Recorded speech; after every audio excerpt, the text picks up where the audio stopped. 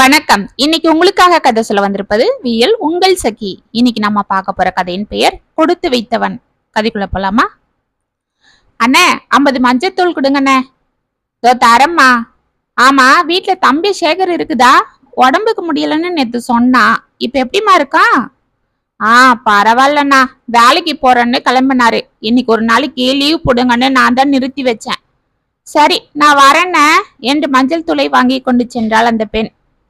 என்ன ராமநாதா, கடையில வியாபாரம் எல்லாம் எப்படி நடக்குது என்று கேட்டு கொண்டு வந்த செந்திலை பார்த்ததும், வா செந்திலு, என்ன கடப்பக்கம், ஆளையே காணோம்.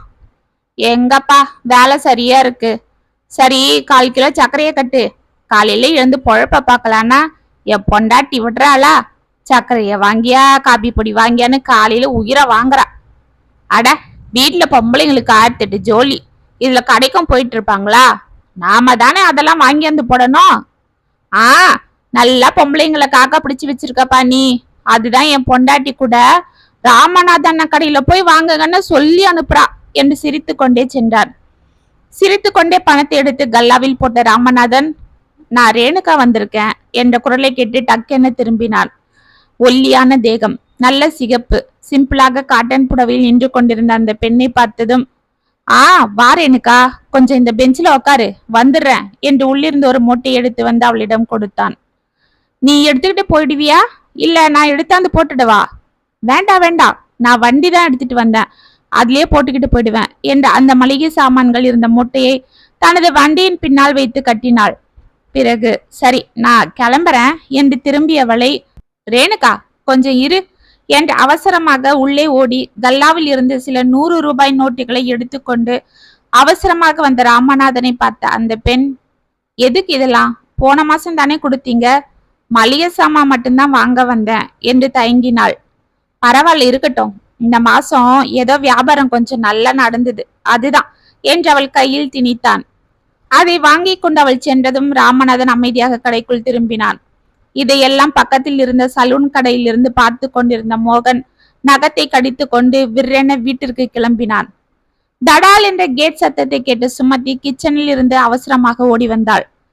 மோகன், நீயாப்பா? நான் பயந்துட்டேன். ஆமா, எதுக்கு கேட் அப்படி தடால்னு திறக்கிற? என்ன பண்றது, என் கோவத்தை அந்த கேட் மேலதான் காட்ட முடியும். அப்படி என்ன கோவம்? சரி, ஏன் முகமெல்லாம் இப்படி வேத்து கிடக்கு? ஆமா, முடி கட் பண்ண போனியே, கட் பண்ணலையா? இல்ல. எதுக்குப்பா? பக்கத்துல தானே நம்ம கடை, அப்பா கிட்ட கேட்க வேண்டியது தானே. என்ன பிள்ளையோ. சரி, ஏன் முகமெல்லாம் இப்படி வேத்து கிடக்கு? அவ்வளோ தூரம் நடந்து வந்தா வேத்து கிடக்காம என்ன செய்யும் என்று சாரியில் இருந்த துண்டை எடுத்து வீசி விட்டு தொப்பென அதில் அமர்ந்தான். தான் பிள்ளையின் கோபத்தை கவனித்து சுமத்தி, சரி, நீ ஏதோ டென்ஷனா இருக்க, இரு, நான் போய் பூஸ்ட் போட்டு எடுத்துட்டு வரேன். அதெல்லாம் ஒண்ணும் வேணாம். ஏன்பா, என்ன ஆச்சு உனக்கு? நானும் எத்தனை நாளா சைக்கிள் வேணும்னு கேட்டுட்டு இருக்கேன், ஏதாவது அப்பா வாங்கி தர்றாரா? என் ஃப்ரெண்ட்ஸ்ல என்ன வெறுப்பேத்துறாங்க. சரி, நீ தான் வாங்கி தந்த சைக்கிள வேண்டான்னு சொல்லிட்ட. ஆமா, கிழவன் ஓட்டுற மாதிரி பழைய காலத்து சைக்கிள், அது யாருக்கு வேணும்? பின்ன தோ இப்ப புதுசா வந்த இந்த மாடல் சைக்கிளை கேட்டேன் என்று அங்கிருந்த பேப்பரை எடுத்து சுமத்தின் மீது வீசி எறிந்தார். அது 15,000 20,000 சொல்றாங்க, அதுக்கு நாம எங்க போறது? அப்பா வச்சிட்டு இருக்கிறது சாதாரண சின்ன மளிகை கடை, அதுலயே எப்படியோ சாமர்த்தியமா வியாபாரம் பண்ணி நம்மள நல்லா பாத்துக்கிறாரு. இதோ பாரு, உன்னை எவ்வளவு நல்ல ஸ்கூல்ல படிக்க வைக்கிறாரு. பெரிய பெரிய பணக்கார பசங்க எல்லாம் படிக்கிற பள்ளிக்கூடம் அது. அதுல நீ படிக்கிற, அதெல்லாம் எதுக்கு செய்யறாரு சொல்லு? நீ நல்லா படிச்சு பெரிய ஆளா வரணும், மத்த பிள்ளைங்களை பார்த்து நீ ஏங்க கூடாதுன்னு தானே. இத்தனை வருஷமானாலும் பாவம், அவரு சைக்கிள்ல தான் போறாரு வர்றாரு. அவருக்குன்னு இது வரைக்கும் ஏதாவது செஞ்சுக்கிறாரா? நீ ஆசைப்பட்டன்றதுக்காக தோ ஸ்மார்ட் வாட்ச் அதை வாங்கி கொடுத்தாரு இல்ல, அவர் கிழிஞ்சு போன துணிங்களை போட்டுக்கிட்டாலும் உனக்கு நல்லா காஸ்ட்லியா தானே எல்லாம் வாங்கி தர்றாரு. இப்படி நமக்காக எல்லாம் செய்யற அப்பாவை நாம மேல மேல கஷ்டப்படுத்தலாமா? சொல்லு கண்ணு என்று அவன் அருகில் வந்து அமர்ந்து அவன் கன்னத்தை பிடித்து கொண்டாள் சுமதி. அம்மா விடுங்க என்று அவள் கையை பட்டென தட்டிவிட்ட மோகன், அப்பா நமக்காக மட்டும் எல்லாம் செய்யல, அவரு இன்னொரு வீட்டுக்கும் செய்யறாரு. மோகன், என்ன சொல்ற என்று டக்கென எழுந்து நின்றாள் சுமதி. ஆமா, உங்க அருமை புருஷன் சின்ன வீடு வச்சிட்டு இருக்காரு. மோகன் என்று படால் என அவன் கன்னத்தில் அறைந்தாள் சுமதி. தானிருந்து இதுவரை தன்னை கடிந்து ஒரு வார்த்தை கூட பேசாத அம்மா என்று அறைந்ததை தாழாத மோகன், உங்க புருஷனை பத்தி சொன்னதும் இப்படி அடிக்கிறீங்களே, நான் நேர்லயே பார்த்தேன். என்னடா பார்த்த? ஒரு பொம்பளைக்கு மூட்டை நிறைய மளிகை சாமான்லாம் கொடுத்து விட்டாரு. பத்தாததுக்கு கல்லாப்பெட்டில இருந்து கை நிறைய பணத்தை வரை எடுத்துட்டு வந்து கொடுத்தாரு. இத நான் ஒரு வாட்டி 2 வாட்டி இல்ல, நிறைய வாட்டி பார்த்திருக்கேன். மோகன் என்று சுமதி அவனிடம் சென்றாள். போங்க என்று அவள் கைகளை பிடித்து தள்ளிவிட்டு உள்ளே சென்று பெட்ரூம் கதவை பட்டென மூடிவிட்டு கட்டிலில் படுத்து கொண்டான் மோகன். நேரம் ஆகியது. அவன் உள்ளே கோபத்தில் படுத்து கொண்டிருப்பதை சுமதியால் தாங்க முடியவில்லை. அவனை சமாதானப்படுத்த எவ்வளவோ முயன்றும் அவன் கதவை திறக்கவில்லை. காலிங் பெல் சத்தம் கேட்டு கதவை திறந்தாள். ஆஞ்சு ஓஞ்சு அழுத்து போய் உள்ளே வந்த ராமநாதன் டிஃபன் பாக்ஸ் இருந்த ஒயர் கூடையை சுமத்தியிடம் கொடுத்து விட்டு, தண்ணி வச்சியா? உடம்பெல்லாம் ஒரே வலியா இருக்கு, குளிச்சுட்டு வந்துடுறேன் என்று உள்ளே சென்றான். எல்லாம் எடுத்து விளாவிட்டேன், நீங்க குளிச்சுட்டு வாங்க, சாப்பிடலாம் என்றாள் அமைதியாக. சரிம்மா என்று சைக்கிள் சாவியை எடுத்து ஆணையில் மாட்ட சென்றவன், என்ன மோகன் இன்னைக்கு படுத்துட்டானா? ஆமாங்க. குழந்தைக்கு உடம்புக்கு ஏதாவது முடியலையா? இல்லைங்க. படிக்கிற பிள்ளையில அதுதான் களைப்பா இருக்கும், அவனை எழுப்பாத. சரி சாப்பிட்டானா? அது என்னம்மா, சாப்பிட்டானா இல்லையா? சாப்பிட்டான். அதுதானே பார்த்தேன் என்று உள்ளே சென்றார் ராமநாதன். சுமதி அமைதியாக ஜன்னலில் எட்டி பார்த்தாள். மோகன் நன்கு தூங்கிக் கொண்டிருந்தான். மறுநாள் காலை ராமநாதன் கடைக்கு புறப்பட்டு சென்றதும் உள்ளே உம்மென்று அமர்ந்திருந்த மோகனிடம் வந்தாள் சுமதி. தோ பாரு மோகன், ஏன்பா நேத்துல இருந்து சாப்பிடாம இப்படி அடம் பிடிக்கிற? அப்பா அவன் ஏன் ஒரு மாதிரி இருக்கான்னு என்ன போட்டு கொடைஞ்சிட்டாரு. நான் ஏதோ சமாதானம் சொல்லி அனுப்பிட்டேன். இதோ பாரு, நான் உன்னை அடிச்சது தப்புதான், என்ன மன்னிச்சுடு, வா வந்து குளிச்சுட்டு சாப்பிடு என்று அவன் கைகளை பிடித்து தூக்கினாள். அம்மா விடுங்க, நான் உங்களுக்கு பிள்ளையா பிறந்ததுக்கு அந்த ஆள் யாரோ ஒரு பொம்பளை வச்சிட்டு இருக்காரு, பணத்தெல்லாம் அங்க செலவு பண்றாருன்னு சொல்றேன். அதை கேட்டும் ஒன்னும் தெரியாத மாதிரி உங்களால எப்படி இருக்க முடியுது? ஒருவேளை அவங்கதான் பொண்டாட்டியா, நீங்க தான் அப்பாவோட 2வது பொண்டாட்டியா? எனக்கு சந்தேகமா இருக்கு என்றான் மோகன் படபடப்பாக. பொங்கி வந்த கோபத்தை அடக்கி கொண்ட சுமதி, சரி நீ இவ்வளவு தூரம் பேசினதுக்கு அப்புறம் நான் சும்மா இருக்க முடியாது, என் கூட கிளம்பி வா என்றாள் அமைதியாக. எங்க? வாண்ணா வா என்று கடகடவென அவனை இழுத்து கொண்டு வெளியே சென்று கதவை தாழ் போட்டாள். அவளுடன் அமைதியாக சென்ற மோகன், எங்க கூட்டிட்டு போறாங்க? ஒருவேளை அப்பாவோட அந்த இன்னொரு வீட்டுக்கா? அங்க அந்த பொம்பளை இருந்தா இதுதான் உங்க பெரியம்மா இல்ல சித்தின்னு சொல்ல போறாங்களா? கடவுளே, என்ன ஒரு கேவலமான நிலைமை. போயும் நான் இவங்களுக்கு பிள்ளையா பிறக்கணுமா என்று அவன் யோசித்து கொண்டு இருக்கும் போதே ஒரு பில்டிங் முன்பு இருந்த கேட்டை திறந்து கொண்டு உள்ளே சென்றாள் சுமதி. சுற்றி பார்த்து கொண்டு தயங்கி நின்ற மோகனை, வாப்பா உள்ள வா என்று அழைத்தாள். அவள் பின்னால் அமைதியாக அந்த இடத்தை பார்த்து கொண்டு சென்றான் மோகன். 2 பக்கமும் அழகிய பூச்செடிகளும் அதற்கு பின்னால் தென்னை, பலா, வாழை என வரிசையாக நடப்பட்ட மரக்கன்றுகளும் துளிர்த்து பச்சை பசேல் என்று ஒரு சிறிய சொர்க்கமாகவே அந்த இடம் காட்சியளித்தது. உள்ளே சிறுவர்கள் ஓடி ஆடி விளையாடி கொண்டும் சிரித்து கொண்டும் இருக்கும் சத்தம் கேட்டு தயங்கி நின்றான் மோகன். இவர்களை பார்த்ததும் வாங்க வாங்க என்று ஓடி வந்தாள் ரேணுகா. அவளை பார்த்த மோகன் அதிர்ந்து நின்றான். என்ன இவ்வளவு தூரம்? சார் வந்திருக்காரா? நேத்து தான் நான் கடைக்கு போயிருந்தேன் என்று அவள் சுமதியின் கைகளை பிடித்து உள்ளே அழைக்க, மோகன் வாப்பா என்று சுமதி அவனை அழைத்தாள். ஓ, இதுதான் உங்க பையனா? வாப்பா என்றாள் ரேணுகா. இதற்குள் உள்ளிருந்து ஒரு 60 வயது முதியவர் ஓடி வந்தார். வாங்கம்மா, வாங்க தம்பி என்று அவர்களை உற்சாகமாக வரவேற்றார். தயக்கத்துடன் தனது தாயுடன் உள்ளே சென்ற மோகன் அங்கு போடப்பட்டிருந்த சேரில் தனது தாயின் அருகில் அமர்ந்தான். ஆமா மோகன், எப்படிப்பா இருக்கிற? இன்னைக்கு ஸ்கூல் லீவா என்றார் அந்த பெரியவர்.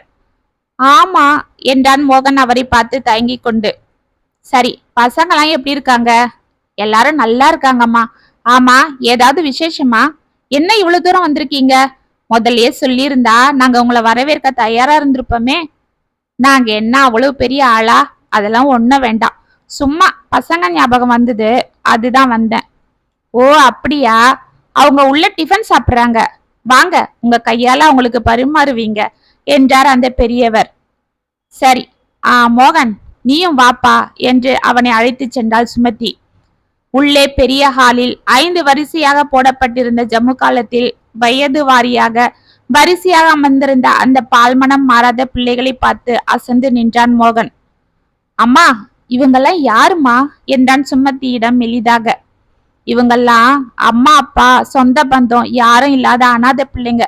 தப்பு தப்பு, அப்படி சொல்லக்கூடாது, ஆதரவற்ற பசங்க என்று அவள் கூறிக்கொண்டிருக்கும் போதே, வாங்கம்மா எல்லாருக்கும் பரிமாறுங்க என்று அந்த பெரியவர் கூற, சுமதி அங்கிருந்த பெண்களுடன் சேர்ந்து அவர்களுக்கு இட்லியும் சாம்பாரும் பரிமாறினாள். அதுவரை பொறுமையாக அமர்ந்திருந்த பிள்ளைகளிடம், குழந்தைங்களா, நம்ம சுமதி அம்மாவும் ராமநாதன் ஐயாவும் கொடுத்த மளிகை சாமான்ல தான் நம்ம சாப்பாடு செஞ்சு சாப்பிடுறோம். அதனால அந்த அம்மாக்கும் ஐயாக்கும் எல்லாரும் நன்றி சொல்லுங்க என்றார் உரத்த குரலில். அனைத்து பிள்ளைகளும் நன்றி அம்மா என கையெடுத்து வணங்கியதும் சுமதியின் கண்களில் கண்ணீர் துளித்தது. மோகனுக்கு மெய் சிலிர்த்தது. பிறகு இறைவனுக்கு நன்றிகள் கூறிவிட்டு கடகடவென அவர்கள் அந்த உணவை சாப்பிட்டதை பார்த்த மோகன் அமைதியாக வெளியே வந்து சேரில் அமர்ந்தான். சுமதி உள்ளே பரிமாறி கொண்டிருந்தாள். அம்மாடி, எனக்கு ஒரு போன் வந்திருக்கு, நான் போய் பேசிட்டு வரேன் என்று வெளியே சென்றார் அந்த பெரியவர். அனைத்து பிள்ளைகளும் சாப்பிட்டு முடித்து சுமதியிடம் கூறிவிட்டு செல்ல, அவர்களை கொஞ்சி முடித்துவிட்டு வெளியே வந்த சுமதி அந்த பெரியவரிடம் கூறிவிட்டு மோகனை அழைத்து கொண்டு வீட்டிற்கு வந்தாள். அமைதியாக சோஃபாவில் அமர்ந்த மோகன், அம்மா, எனக்கு பசிக்குது, உங்க கையால கொஞ்சம் சாப்பாடு போடுங்கம்மா என்றான் சுமதியின் கைகளை பிடித்து கொண்டு. என்ன கண்ணு அப்படி கேக்குற, இருடா செல்லும் என்று உள்ளே ஓடி அவனுக்கு தட்டில் தோசை ஊற்றி எடுத்து வந்தாள் சுமதி. அம்மா, ரொம்ப நன்றிம்மா என்றான் மோகன் கண்களில் நீர்வடிய. ஏய் மோகன், என்னப்பா அப்படி பேசுற, நான் உன் அம்மாடா, சாப்பிடு என்று அவனுக்கு தோசையை ஊட்டினாள். இரவு தனது அறையில் தொங்கிக் கொண்டிருந்த மோகன் டக்கென முழிப்பு வர அமைதியாக கதவை திறந்து கொண்டு வெளியே வந்தான். அங்கு சோஃபாவில் படுத்து அயர்ந்து தொங்கிக் கொண்டிருந்த தனது தந்தையின் காலடியில் சென்று அமர்ந்தான். வெடிப்பு விட்டு காப்பு காய்த்திருந்த அந்த பாதங்களை தொட்டு தனது மடியில் வைத்து கொண்டான். கீழே பாயில் படுத்திருந்த சுமதி சற்று புரண்டு படுத்தாள். தனது தந்தையின் கால்களை பிடித்து கொண்டு அமர்ந்திருந்த மோகனின் மனதில் காலையில் ஆசிரமத்தில் அந்த பெரியவரும் ரேணுகாவும் பேசிக் கொண்டது நினைவில் வந்தது.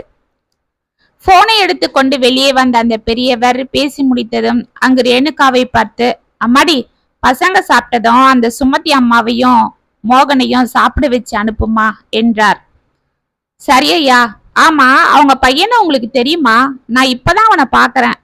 அந்த ராமநாதன் சாரும் சுமதி அம்மாவும் தான் அடிக்கடி வருவாங்க. ஆமாம்மா, அந்த பையனை அவங்க இங்க கூட்டிட்டு வரக்கூடாதுன்னு இருந்தாங்க. எதுக்கு? அந்த பையன் இந்த ஆசிரமத்துல இருந்த பையன்தான். அவன் கை குழந்தையா இருக்கும் போது யாரோ அவனை அதோ இந்த தொட்டில போட்டுட்டு போயிட்டாங்க. அப்பதான் இந்த சுமதி அம்மாவும் அவங்க வீட்டுக்காரும் எங்களுக்கு குழந்தை இல்ல, நாங்க இந்த குழந்தைய தத்தெடுத்துக்கிறோம்னு அவனை எடுத்துட்டு போனாங்க. அவரும் பெருசா ஒன்னும் வசதி இல்ல, இருந்தாலும் தான் சம்பாதிக்கிறதுல ஒரு பங்கு நம்ம ஆசிரமத்துக்கு கொடுத்துடுவாரு. அந்த பையனை ரொம்ப செல்லமா வளர்க்குறாங்க. அவன் எப்படி இருக்கான் பாரு, அதிர்ஷ்டக்கார பையன். இங்க இத்தனை குழந்தைங்க இருந்தாலும் அவனுக்கு தான் அதிர்ஷ்டம் அடிச்சுது. இங்க அவனை கூட்டிட்டு வந்தா நான் ஏதாவது உணர்ச்சி வசப்பட்டு உண்மையா சொல்லிடுவேன்னு அவங்க இத்தனை வருஷம் கூட்டிட்டு வரல. நீ இப்பதான் வேலைக்கு வர, அதனால உனக்கு தெரியல என்றார் அந்த பெரியவர். அது ஜன்னல் ஓரம் நின்றிருந்த மோகன் கேட்டதும் ஒரு நிமிடம் ஆடி நின்றான். அப்பா, அம்மா, நான் எத்தனையோ வாட்டி கோவத்துல உங்களுக்கு போய் நான் பிள்ளையா பிறந்தேன்னு சொல்லியிருக்கேன். அப்பெல்லாம் உங்க மனசு எவ்வளவு பாடுபட்டு இருக்கும். ஆனா இப்ப சொல்றேன், உங்க வயிற்றுல நான் பிறக்கலையேன்னு வருத்தப்படுறேன். அனாதையா இருந்த என்ன எடுத்து வந்து எனக்கு ஒரு வீடு கொடுத்து எனக்குன்னு ஒரு அடையாளம் கொடுத்து ராஜகுமார மாதிரி என்னை பொத்தி பொத்தி வளர்க்குறீங்க. பெரிய இடத்துல பிறந்த பசங்களுக்கு கூட இப்படி ஒரு சலுகை கிடைக்குமான்னு தெரியல. அப்படி என்ன வளர்த்தீங்க. நீங்க பழைய துணியை போட்டுக்கிட்டு எனக்கு 1000 2000ன்னு துணியா வாங்கி கொடுத்தீங்க. நான் ஏதாவது கேட்டா போதும் அதை எப்படியாவது வாங்கி வந்து கொடுத்துட்டு தான் மறுவேலையே பாப்பீங்க. அப்படிப்பட்ட உங்களை நான் என் மேல எனக்கே கோபமா இருக்கு. நீங்க மட்டும் என்னை எடுத்துட்டு வந்து வளர்க்கலன்னா நானும் இன்னைக்கு அந்த ஆசிரமத்தான் இருந்திருக்கணும். அங்க உள்ள பிள்ளைங்களுக்கு பாவம் அடுத்த வேளை சாப்பாடு யாரு போடுவா, போட்டுக்க துணியை யாரு தருவாங்கன்னு ஏங்குறாங்க. ஒரு வேளை சாப்பாடு போட்டதுக்கு நன்றி சொல்றாங்க. ஆனா நான் கேட்டதெல்லாம் வாங்கி கொடுத்து என்னை ஊட்டி ஊட்டி வளர்த்தவங்களுக்கு ஒரு நாளைக்கு கூட நான் நன்றி சொன்னதே இல்லை. நாட்டுல எவ்வளவோ குழந்தைங்க அம்மா அப்பா இல்லாம அனாதையா இருக்கிறாங்க. அவங்க ஒருவேளை சாப்பாட்டுக்கு கூட வழி தெரியாம இருக்காங்க. அப்படிப்பட்ட இடத்துல நான் இருந்தோம் எனக்கு ஆண்டவன் இப்படி ஒரு அம்மா அப்பாவை கொடுத்திருக்காருன்னா நான் அதுக்கு அந்த இறைவனுக்கு நன்றி சொல்லணும். இனிமேல நான் உங்க மனசை கஷ்டப்படுத்த மாட்டேன். உங்களை பத்திரமா பாத்துக்கிறேன் என்று கண்ணீர் வடித்தான். அவன் கண்ணீர் துளிகள் காலில் பட்டதும் பட்டுன்னு எழுந்த ராமநாதன், ஏய் என்னப்பா, எதுக்கு என் காலை பிடிச்சு விடுற? கண்ணு, மோகன், என்னப்பா என்று அலறியதும் சுமத்தியும் அலறி கொண்டிருந்தாள்.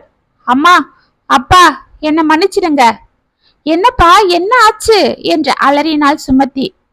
அம்மா, அப்பா, உங்க அருமைய நான் இப்பதான் புரிஞ்சுக்கிட்டேன். உங்களை நான் இனிமேலும் காயப்படுத்த மாட்டேன். உங்களுக்கு மகனா பிறந்த நானு அதிர்ஷ்டம் செஞ்சிருக்கணும். நான் கொடுத்து வச்சவன் என்று அவர்கள் மடியில் சாய்ந்தான். அவனை வாரி அணைத்த இருவரும் ஒன்றும் புரியவில்லை என்றாலும் தன் மகனின் கண்களை துடைத்துவிட்டு, என் செல்லம், உன்னை மகனா பெற்றதுக்கு நாங்க தான்டா புண்ணியம் செஞ்சிருக்கணும் என்றாள் சுமதி. ஆமாண்டா தங்கம் என்று அவனை வாரி அணைத்தான் ராமநாதன். இத்துடன் கொடுத்து வைத்தவன் கதை முற்றும். உங்களுக்காக நான் எழுதின இந்த கதை உங்களுக்கு பிடிச்சிருந்தா கமெண்ட்ஸ்ல சொல்லுங்க, லைக் பண்ணுங்க, ஷேர் பண்ணுங்க, மறக்காம சப்ஸ்கிரைப் பண்ணிக்கோங்க. மீண்டும் நாளைக்கு வேற ஒரு சுவாரஸ்யமான கதையோட உங்களை சந்திக்கிறேன். அது வரைக்கும் இணைப்பிலே இருங்க. இப்படிக்கு வியல் உங்கள் சகி.